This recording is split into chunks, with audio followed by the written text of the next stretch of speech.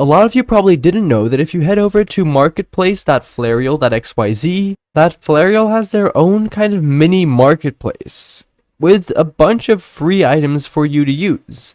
It by default brings you over to the scripts area where you can find some scripts made by the community, and if you change this over here, you can also find pre-made Flarial configs. Ignore my Wi-Fi being slow.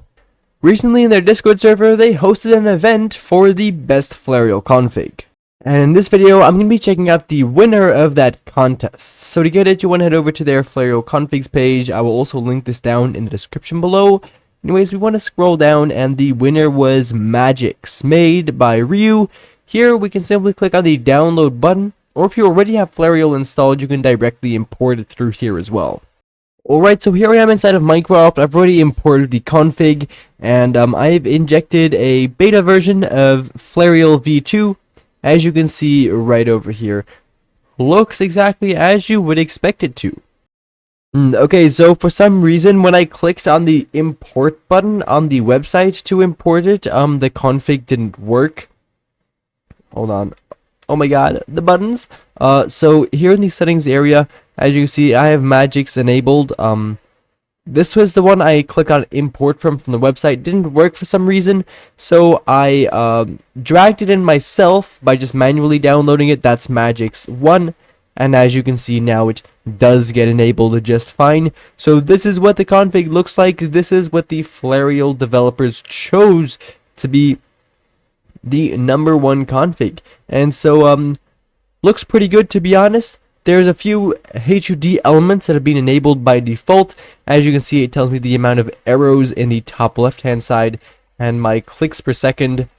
What it is multiplied by 12 for some reason. Not sure what the story behind that is, but maybe it's just me being stupid. Oh well, as you can see, this is what the gamer tag is going to look like. It does show my own, and this is also what they're going to look like in-game when they're on top of other people. For the rest, obviously, the big change is the way that this looks. For the rest, you can go into the HUD editor over here if you want to change this stuff up for yourself. Of course, you can edit any config in any way you want. So, of course, if you want, you can always go in here and edit this. This bar over here, I believe it's a tab list, which is similar to the Java tab list, and when you press tab, it displays the players online. I think that's what that one is. For the rest, you can, of course, look at everything enabled over here to give yourself a little better idea of what's going on. Yeah, still not sure why this is. Like, I'm not getting 96 clicks per second, guys. Trust. Anyways, as you can see, for the rest, what we also have enabled is Auto GG, Block Outline, Custom Crosshair. As you can see, it is a little custom. It's a little easier to see when I get close to blocks like this.